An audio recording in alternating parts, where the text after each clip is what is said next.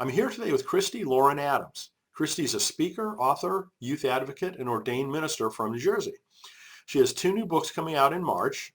First is Unbossed, How Black Girls Are Leading the Way, an insightful inquiry into the lives of 8 young Black women who are agitating for change and imagining a better world.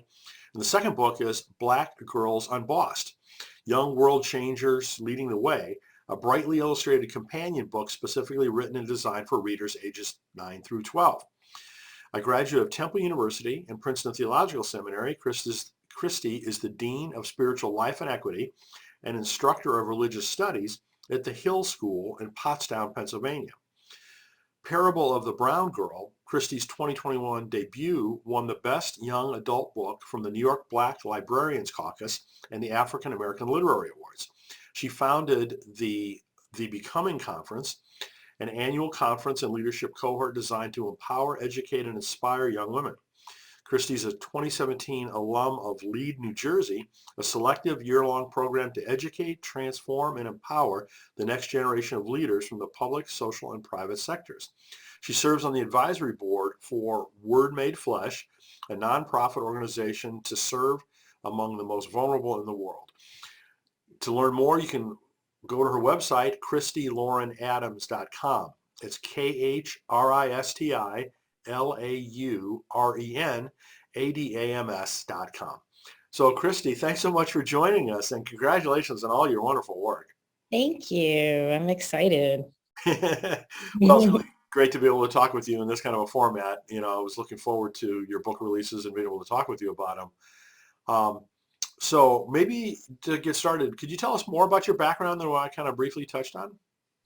Yeah. Let's see. I often put that I'm an ordained minister on my bio, but I'm not like that active outside of what I'm doing here at the school right now. But once upon a time, I was pretty active in church ministry and now mainly in education. But my writing actually, I used to just blog and write articles here and there.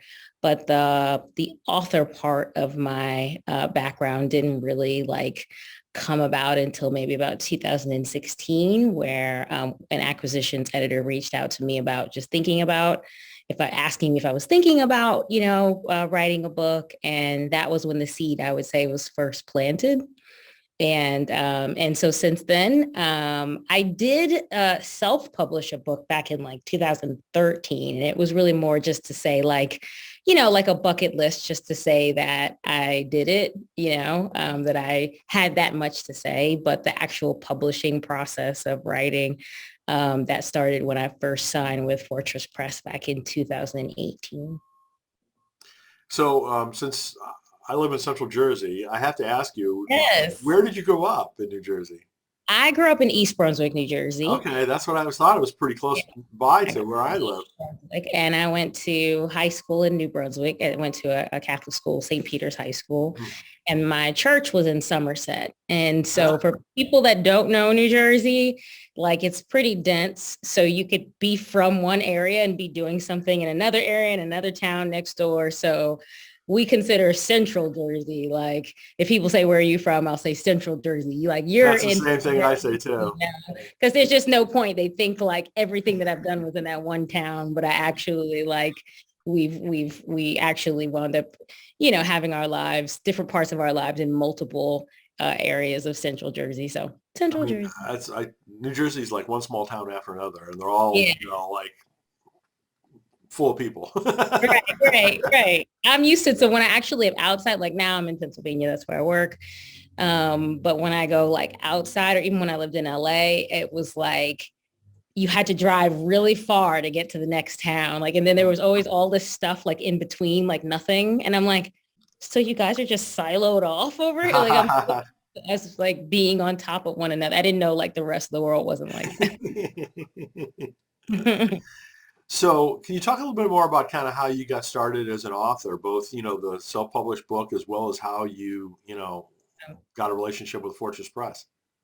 So the self-published one, I was working at Azusa Pacific University, and I was doing a lot of counseling with, college students. And I saw there was a need. And actually, it's such a blur, to be honest. I had a summer free, and I said, I want to self-publish a book. That one was called The Misinterpreted Gospel of Singleness. And I couldn't even tell you what I wrote. I probably will go back and read it and be like, what did I write? But I went through that, and I went through self-publishing through, like, Amazon had or still has. It was a self-publishing Sure. little segment called Create Space. And I went through that, and that was actually pretty fun, but it's obviously a very, very different process. And especially if you don't know what you're doing. And so it was a learning experience for me. But I wasn't like, oh, I'm going to be an author. It was, like I said, it was like, oh, I wrote a book. Check that off the list of things to say that I did.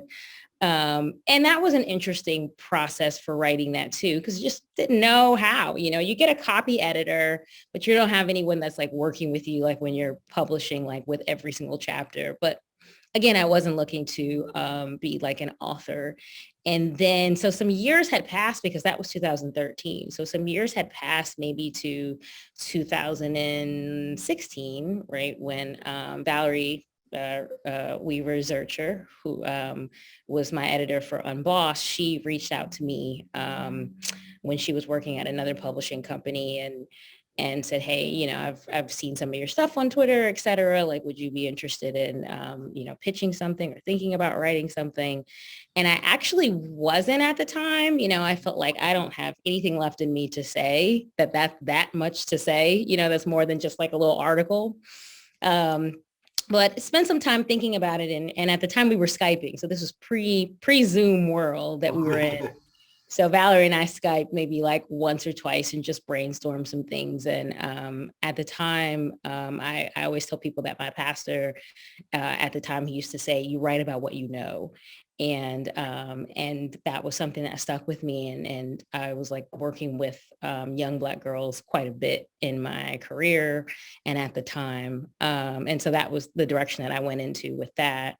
But I wound up pitching it to a few places, and Fortress was who I went with. And that's just been that was an interesting experience, it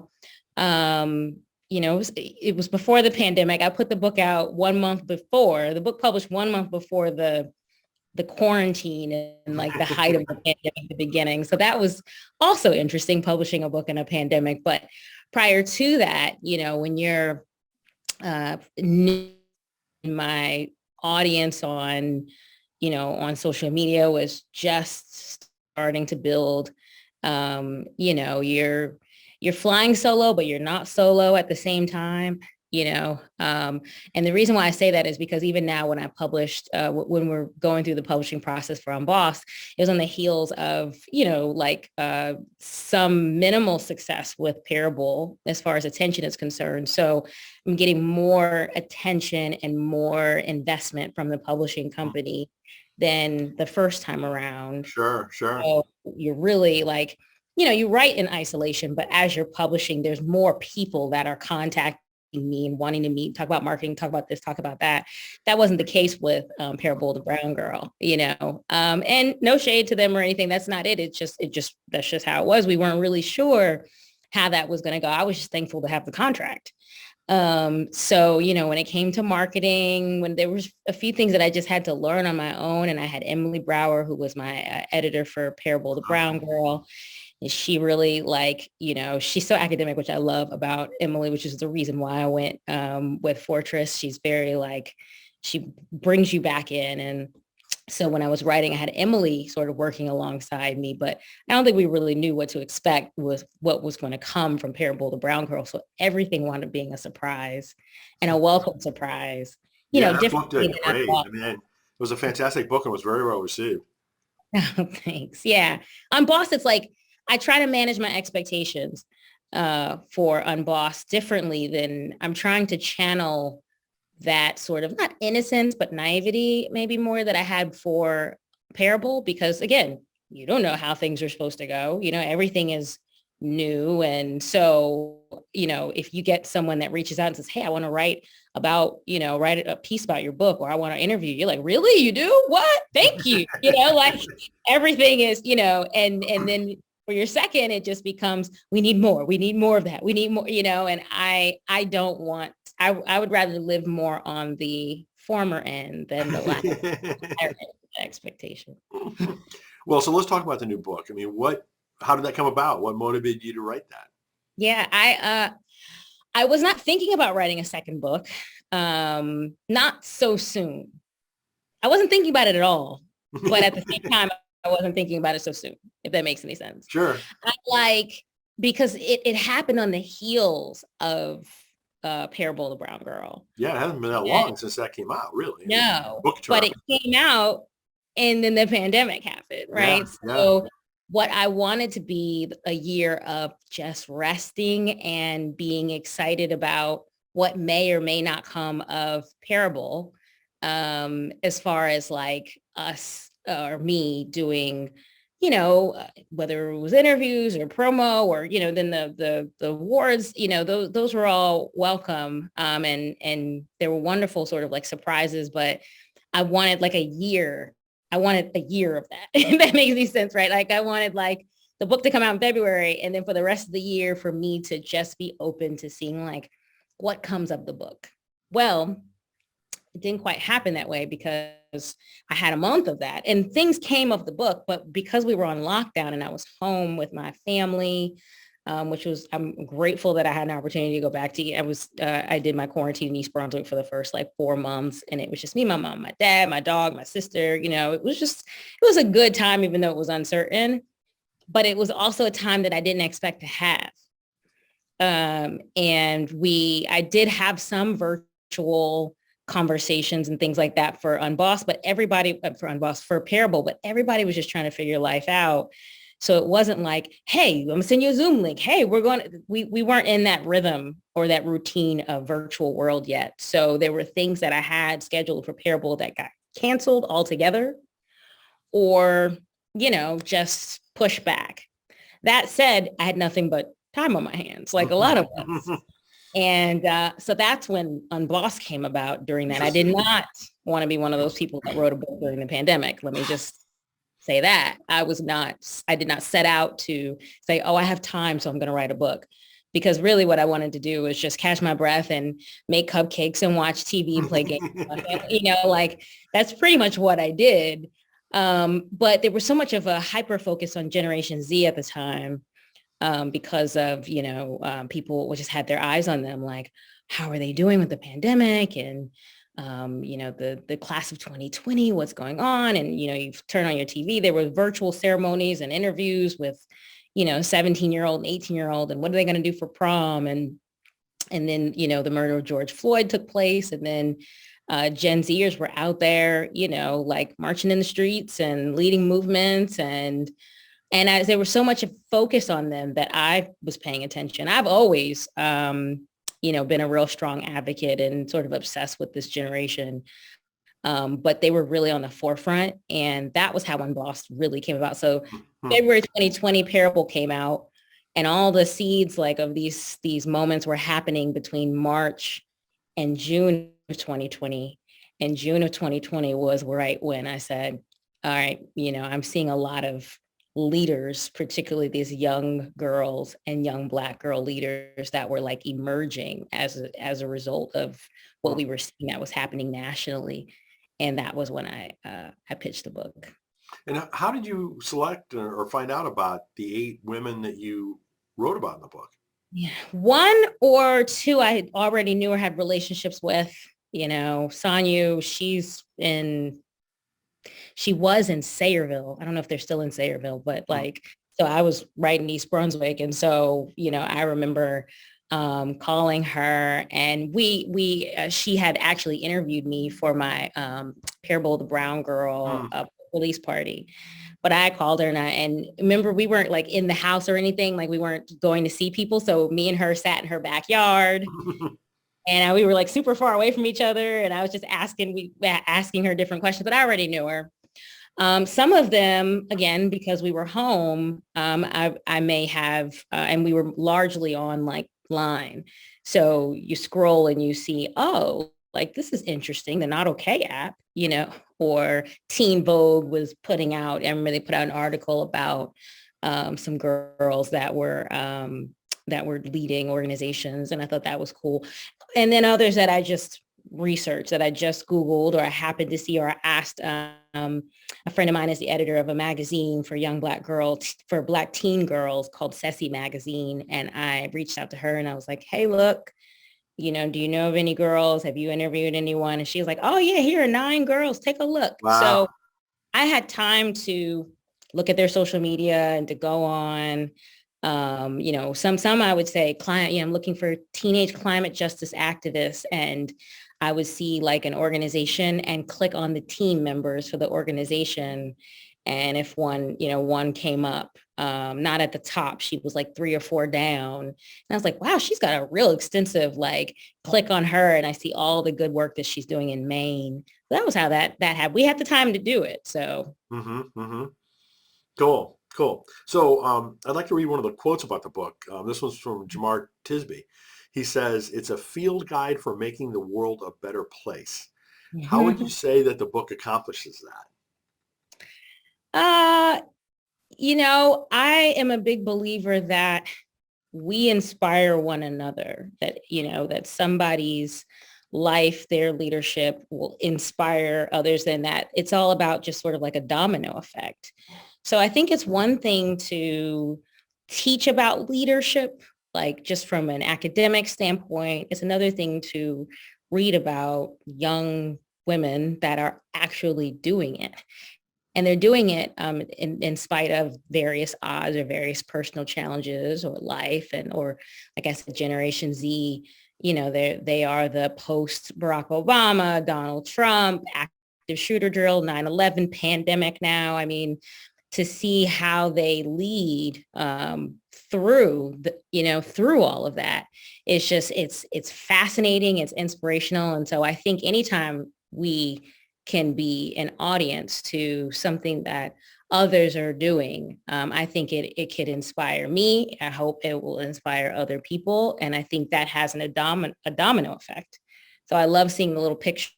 Some of the launch team, they're seeing pictures of like their daughters reading the book and, all of that. And I'm like, wow, if that can inspire them, then maybe they too will go on and inspire someone younger than them, and that it'll just keep going. And so I hope that planting those small seeds is something that sort of adds or aids to the changing of society and the world around us. Cool. Very cool. What roughly is the age range of the 8 women that were profiled in the book? So they've grown up in the last 2 years, which they are very vocal about. I have to keep saying that in these interviews, that Jayshell was 15 when I interviewed her, but she's 17 and a half right now. So those are the types of things that I'm having to, like, Parable, I didn't have to do that because they were anonymous girls. So chapter 1, the 9-year-old that I wrote about, she might be 18 now, but she's going to be 9 forever, but these girls will remind you that they're older. So yeah, I think the youngest one was 15 at the time. There were a few that were 15, actually, 2 or 3 that were 15. And then the oldest one now is 21. Okay, so still pretty young. Yeah. Yeah, cool. Yeah. And so how did Oh, go ahead. No, I'm sorry, go ahead. Oh, no, the oldest one, I just remember her being 19 when I interviewed her, and she was nervous about turning 20. So it was 2 years ago. Yeah, So how did the companion book come about then? The discussion guide, or wait, which companion book? The one that's for the 9 to 12-year-olds. Oh, the younger one. So that came about a little bit after I signed the contract for Unbossed, maybe a month or so after. We were talking about turning something into a children's book. Maybe it was before. I'm not sure. I think we were thinking about turning Parable into a children's book. Okay. And I think I remember saying, I think the other book will be a better book, the new book, but I hadn't written it yet. That's the thing, Sure, like sure. I had to convince you that that it'd be a better book. I thought Parable, I intentionally wrote it pretty mature. It wasn't necessarily written for young people, even though young people could read it, but some of the language, particularly the theological language, could be kind of mature. Um, I didn't write this one that way. And even though the language in Parable was theologically mature, if we did it into a children's book, I think it could have worked, but we would have had to have taken out quite a bit. We weren't really sure if we wanted to keep they wanted to take out the theology. They wanted to make it more universal. I feel like writing about leadership was a little bit more universal. So that was how those conversations started. And then I said, look, I think I can write an adult book, or just a regular book that you can edit. And I think it would be more tangible for younger audiences than Parable would be. And so I'm finding that now, just seeing like the final version of it. That's been fun to watch, because it's like the girls or boys or whoever can open that book and see actual, like, it's not just a character they're looking at. It's like, it's a cartoon, but of an actual person. Mm-hmm. You can do this too. This is not a character that we made up that we can say, oh, you can be like this character, but no, you can be like this actual person, which is fun. So really just trying to present role models. Mm-hmm. Yeah, and role models that are closer in their age. Mm-hmm, mm-hmm. Which I feel like is really important. I think a 12-year-old reading about a 15-year-old is so significant. There was a girl in Parable that I wrote about in the chapter Parable, the Angry Brown Girl. And at the end of the chapter, I sort of always wrap it up with where the girls are sort of now. And the girl in the beginning was doing a lot of fighting. And at the end, when I written about her, she wasn't fighting as much anymore. She said, I stopped fighting. She said, I had a conversation with my older cousin. And her cousin was like 16. I think she was 14, the girl, and the cousin was 16. And my cousin sat me down and said, look, you need to, you're not going to be able to continue this way. You need to slow down, And she said, it was that conversation. And that stuck out to me, because it wasn't an adult, it wasn't, her mom, it was another young woman close in age who took it upon herself to say, hey girl, like you might want to start making some changes. I love that.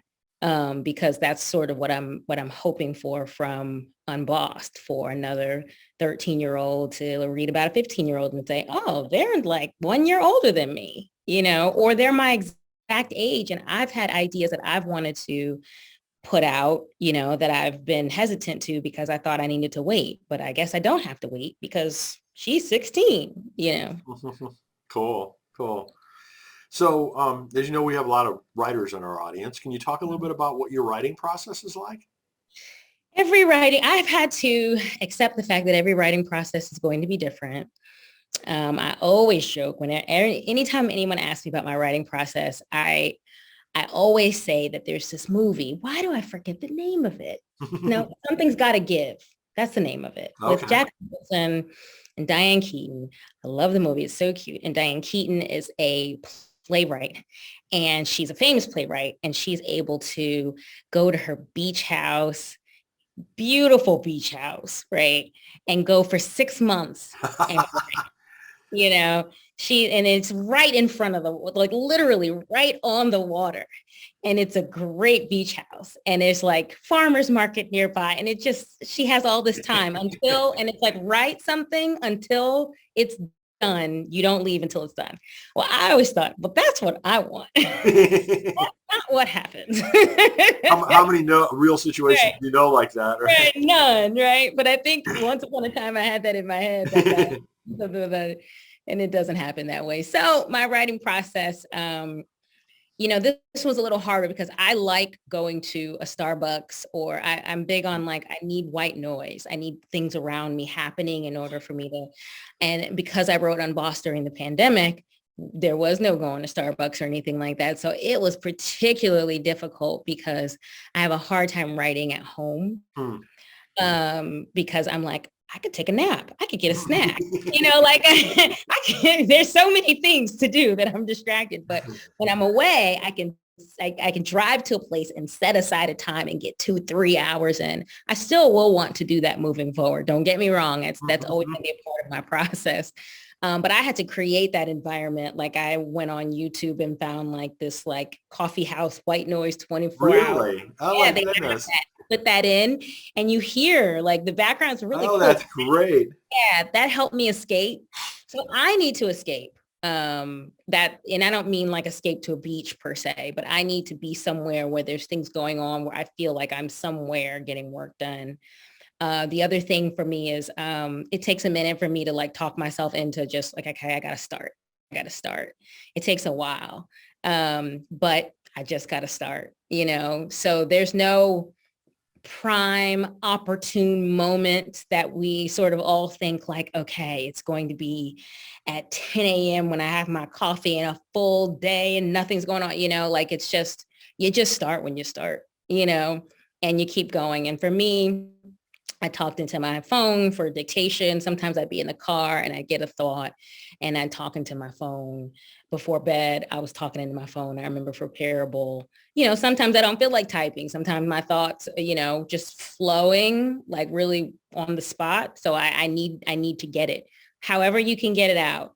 Some of the more profound things like that I write, like statements that I feel like I want to take my time on, I write with a notebook and a notepad and pencil, because with typing, I see it and I get anxious and I'm like, oh my gosh, I don't have enough lines here. I don't, so if I feel like I'm focusing too much on the pages and the how many words I have, I'm writing in a notebook. So it's sort of the scattered between, going to a Starbucks or a Panera, writing in a notebook, talking in my phone, just typing, in a library. I write wherever I feel like I get the inspiration, however I can get it. And I have to, sort of divorce this idea that it's going to be this perfect moment, this perfect spot, and I'm going to have all this free time. Sometimes it's in the morning, sometimes it's an hour, sometimes it's 3 hours. It's never the same. It's just get it done. Well, there are a lot of beach houses along the Jersey Shore. Maybe you could rent one for a week in the early season or something like that. Nice. I probably need to do that for my next book. I know I need to take some time. I have an idea for the next book, and I know I need to sit on it. Unbossed it was a little bit, I don't say easier, but when you're writing about somebody else's story, you're interviewing them and you're just getting it down, so it flowed. Sure. But when you're like introducing new thoughts, new schools of thought and things like that, you need to like do it some justice. And so I know I need to, like, that would be a good idea, like for the start of it, Now, granted, in my mind, that's the perfect thing. So if I could make that happen, that would be great. But if I can't, it just depends on sort of like the nature of the book and what you're trying to get across. And so how you want it to get across. And so it's not that I'm going to take the next book more serious. It's just that I need to be more intentional. I can't just like, oh, I'm writing, Jay Shell's story. Okay, I got this going on, or her, like it's, I need much to different process. Yeah. Yeah, I can totally see that. Mm-hmm. So what advice do you have for new writers who are just getting started? Imposter syndrome. However you can get past that, because everybody in your head is always going to be better than you. Everybody's going to be more experienced, you just, as a new writer, you just feel like you're the only new writer in the whole wide world, and that, you have to consistently convince yourself that what you have to say is important. However you need to do that. If you need to write a note, on your phone or put a post-it up, that says what I have to say is important. Literally what you have to say is important. And you have to constantly remind yourself that. Doesn't matter how many books you've written, but definitely in the beginning, because you will second guess yourself, right? And sort of like wonder if like, is anybody going to read this? Is anybody going to like it? Is anybody going to care? And your audience of one, for me, not audience of one me, but like I always said to myself, if one girl or one person, one adult, one person reads this and they're blessed by it, then I would have done my job. And so you just think about that one person that's going to, that you're writing the book for, that's going to say, oh, I needed this, or thank you so much for writing it, or, it really helped me in this way. It's just that one. That's all the motivation I think any of us needs in order to stay the course. Very cool. Great advice. So you mentioned a moment ago, you're working on or thinking about something in the future. Can you say anything about that or not too early? Kind of. I just signed with Rochelle Gardner for. Oh, excellent. Yeah, so she's great. She's like, you need to build your social media audience. I'm like, I don't know how, So she's really great. Oh, Rochelle's wonderful. Yeah, so I just signed with Rochelle, so she's gonna kick me into gear in ways that I haven't. I've been solo, but not. I've had great company. I've had great editor. I've had Valerie in my ear for the last 2 years. So that's been great. But it'll be great to have some like more like intentional, someone sort of like intentionally focused in on me and sort of developing me as a writer. So I'm excited about that.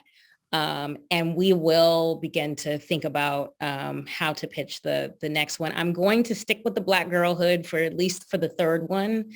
And I say that because, of course I don't mind continuing writing about Black girlhood, but I do want to make sure I like keep myself open for, it might be something else that I write about at some point. Sure, I'm not sure. sure. So that is something that's in the back of my head, but like not a trilogy. Makes sense to round it out with a third one on Black girlhood. I will probably go back to something a bit more theological. So it may not be written the same way as Unbossed and Parable, but that's the direction that I'm going in and thinking about. So Very cool. Very cool. Well, you're young, so I mean, you've got a lot of opportunity in the future to go into other new directions. So you got plenty of time. Yeah, I didn't think I was going to write a second book. So the fact that we're even talking about a potential third is like, ooh, it's a big deal. So the two new books are both coming out in March. The Yeah. first one is called Unbossed, How Black Girls Are Leading the Way.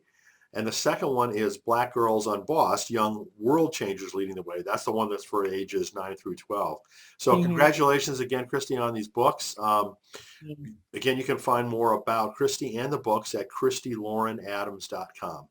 So congratulations and good luck with those. I hope the launch continues to go well. Thank you.